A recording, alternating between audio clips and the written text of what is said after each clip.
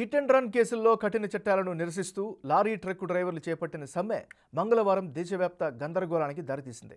అత్యవసర సేవలకు తీవ్ర అంతరాయం ఏర్పడింది. ఆయిల్ ట్యాంకర్ల డ్రైవర్లు కూడా సమ్మెలో పాల్గొనడంతో పెట్రోల్, డీజిల్, వంట గ్యాస్ కొరత ఏర్పడింది. సమ్మె రోజుల తరబడి కొనసాగుతుంది అన్న వార్తల నేపథ్యంలో దేశమంతటా వాహనదారులంతా పెట్రోల్ బంకులకు పోటెత్తారు. దీంతో ఎక్కడ చూసినా బంకుల ముందు భారీ క్యూ లైన్లు దర్శనమిచ్చాయి. నగరాలు, పట్టణాల్లో భారీ ట్రాఫిక్ జాములకు దారితీసింది.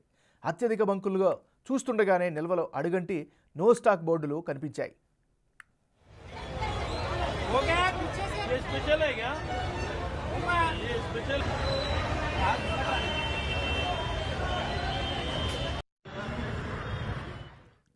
కేంద్రంతో all India Motor Transport association జరిపిన చర్చలు ఎట్టకేలకు మంగళవారం రాత్రికి ఫలించాయి.